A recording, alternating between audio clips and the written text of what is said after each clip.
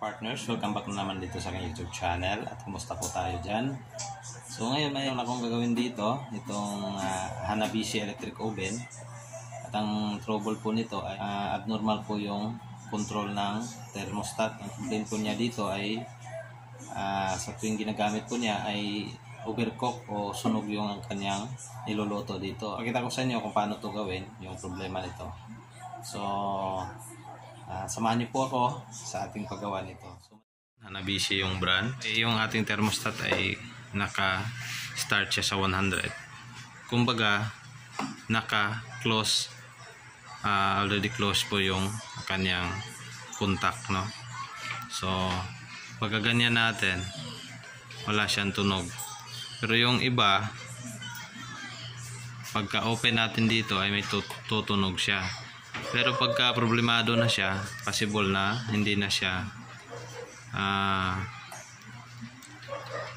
gumagana ng maayos dahil naka-close na siya palagi. Hindi na siya nagbubuka. Okay? Hindi na siya nag-open.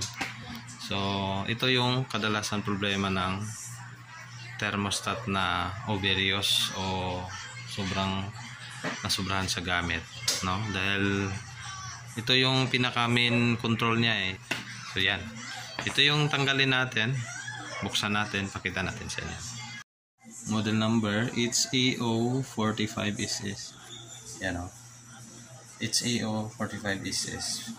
So, 45 liters yung capacity. So, buksan ko muna. Yan. Yan siya.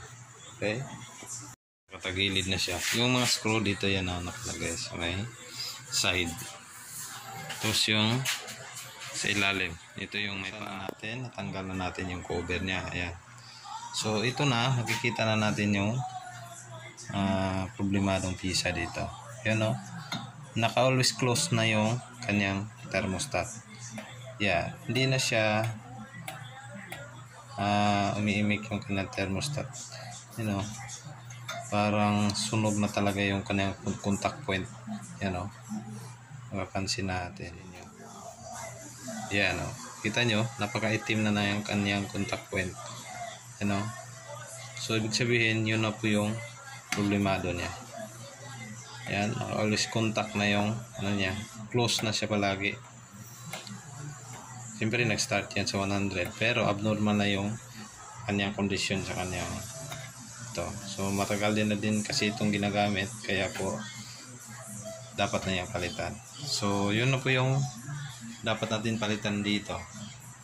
Kasi bago natin to ni-receive yung oven na ito, siyempre magtatanong tayo sa may-ari kung ano yung dapat niya ipaayos. So, ang problema lang sabi niya ay nasusunog yung kanyang niluluto nito. Sunog yung niluluto niya dahil hindi na to pukontrol ng maayos. Kasi pag umaabot na siya sa 100 degrees Celsius, mag-stop po ito, mag-open ito.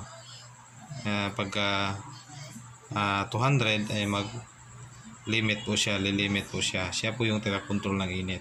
So ito, kapag nakasit ka ng 100, ito hindi na siya accurate o kumbaga hindi na niya i-control ng maayos na 100 na siya hanggang 100 na degree Celsius siya. So aabot siya ng pinakamainit na temperature, kaya po magiging sunog yung resulta ng niluluto ni customer. So dapat natin itong tanggalin at palitan natin to. So ito, bunutin natin itong kanyang knob. Ito, yan. So yung dalawang screw ang tanggalin natin. Okay, so tanggalin ko lang muna dahil meron lang siyang nakabit dito na dalawang wire ito. Yan o. Tanggal natin ng screw na ito. Ayan. Yan o. Kasi hindi natin ma-i-detalye yung video natin dahil ako lang yung naghahawak ng ating camera. So tanggalin ko lang muna to. Partners, tatanggal na natin. So bunutin ko lang tong dalawang terminal niya, yung nakakonect niya dito. Ito, sa pagtanggal nito, para hindi kayo mahirapan, itong dito lang natin, diin tong may puno niya dito para mag-open yung lock niya. At saka ito, yan, ito. Yan. Press natin to. Press nyo yung puno niya, yung may pin. Yan, madali lang. Yan. So wala tong polarity, pwede magkabaliktad. So ito yung sira. So meron na tayong na-order. Ito, dumating na to. Ito in-order natin to through online, no? Marami itong mabibili sa online. So search nyo lang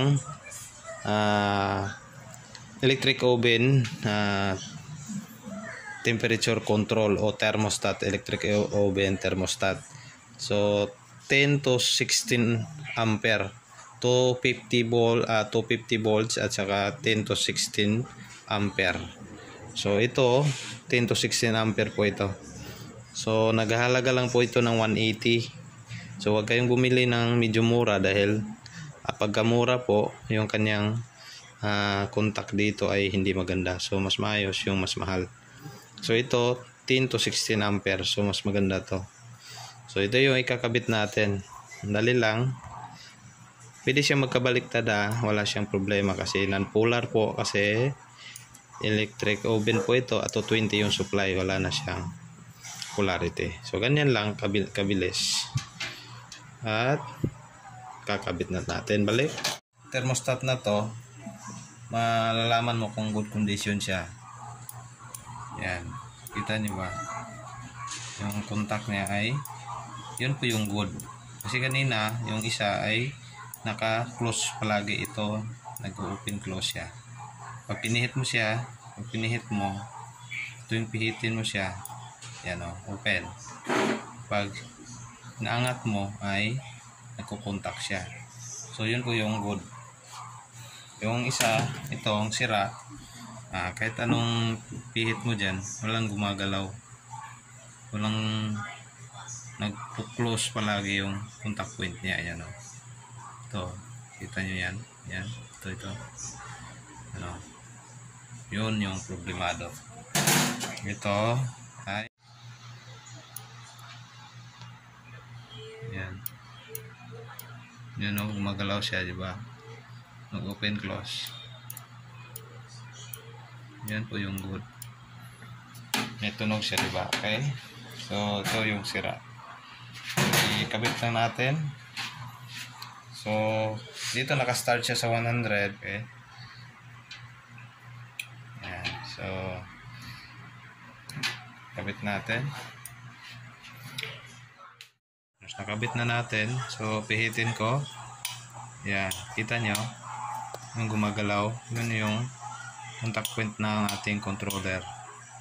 So mag-on and off yan pag hit na yung 100 degrees Celsius ay pipitik yan, mag-open yan, ganyan. Pagka tinasan mo siya, pagka 200 mag-close naman siya. Pagka abot na siya sa 200 degrees Celsius, open yan, para maintain lang yan yung temperature niya, para hindi masusunog yung lulutuin natin. Ayan, yun yung function niya. Ayan o, tumutunog siya. So yung tinanggal natin ay naka-stay close na po siya, palaging naka-close o naka-on. Okay, so naikabit na natin, pero yung paglagay natin sa kanyang knob, dahil hindi to original niya, hindi siya naka-point ng maayos sa kanyang marker dito, pero maitansya naman ng may-ari ito. So tuturuan lang natin siya kung paano ito tansyahin yung temperature nito. Okay, so ito yung mga parts niya sa loob. Ito yung synchronous motor, yung rotisserie niya, saka yung valve. Maliwanag yung pagka naglalagay ka ng lulutuin sa ilalim. Tapos ito yung timer, at ito yung selector na function niya. Ito sa function niya, selector. Okay, so yun yung parts niya. So ito yung pinalitan natin. Yan na yung sira. Okay, so yan, yan, tumutunog siya pag pinihit natin. Okay, so yun na po yung pag napalit natin ng temperature control, no? So wala nang ibang gawin natin dyan, dahil ang concern ng customer, maayos naman daw yung dalawang heater, yung kanyang heating rod to, yung heating element niya maayos pa man daw, tsaka yung fan, yung convection niya, tsaka yan o, malinis pa siya. So mga kapartners, madali lang siyang gawin yung abnormal yung controller ng ating oven. So pwede nating bilhan through online kasi mahirap pagka dito lang sa amin na wala itong available na thermostat. So sa ating mga kapartners, dito nagtatapos yung ating na-share na video ngayon. Sana may natutunan kayo sa na-share na video ngayon. So sa ating mga kapartners dyan na baguhan dito sa ating YouTube channel, so please consider to click to subscribe at pakipindot ng bell icon sa baba para ma-notify kayo every may bago tayong may upload. So maraming salamat po. Then plug natin. So yan, ito yung on natin. So naka 0 siya, so open natin. Tapos itong selector lagay natin sa dito lang, sa isang valve lang muna para isang linya lang yung gagana at hindi malataas yung wattage. Okay, so on natin. Ayan o. Yan. So gumagana na siya. At itong temperature control natin, open natin. Ayan. Ayan o. Okay. Yung valve. Okay, so nag-work na siya. Yan. Yan o. Pakinggan nyo yung lipat na natin sa ano, sa ayan, para mas ayan, yung kanyang thermostat tumutunog. Nagko-control ng maayos. Yan o. Lalaman mo siya pag yan, maangat yung kanyang yan, angatan natin 150. Yan. Ayan, tumutunog siya. So ibig sabihin nagko-control siya ng maayos. Yan o. Ayan, napaka-accurate ng ating thermostat. Lumalagotok siya. Yan o. Yan. At nangangamoy na siya, mainit na siya.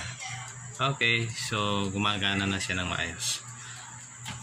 So sa ating mga partners dyan, sana may natutunan kayo sa ating na-share na video ngayon.